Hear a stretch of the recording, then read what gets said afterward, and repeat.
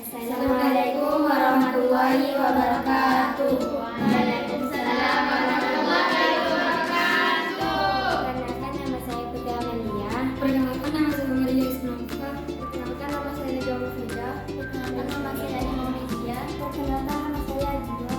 Pada kesempatan kali ini kami akan mempresentasikan hasil tugas kami tentang gerhana matahari dan gerhana bulan.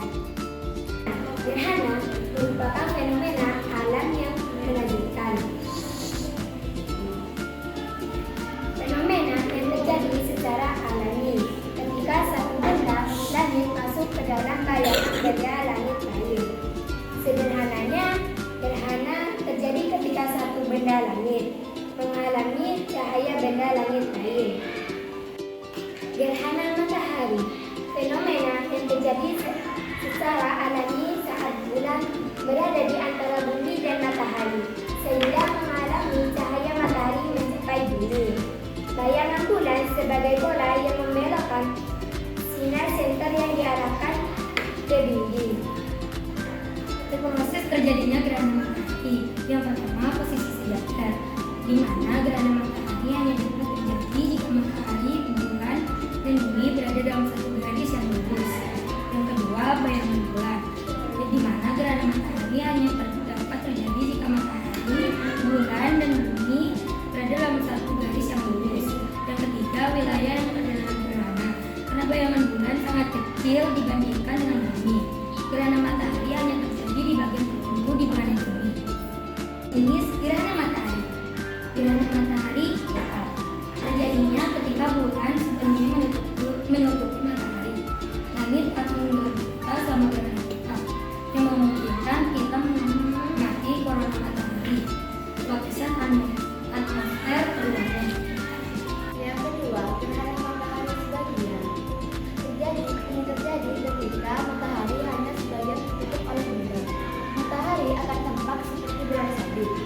Ketiga, gerhana matahari cincin terjadi ketika bulan berada pada titik terjauh dari bumi, yang memungkinkan terbentuknya cincin cahaya di sekitar bulan tetapi tidak sepenuhnya menutupi matahari. Mengapa gerhana matahari terjadi jarang? Yang pertama, karena orbit bulan, yaitu orbit bulan dan bumi tidak sepenuhnya sejajar.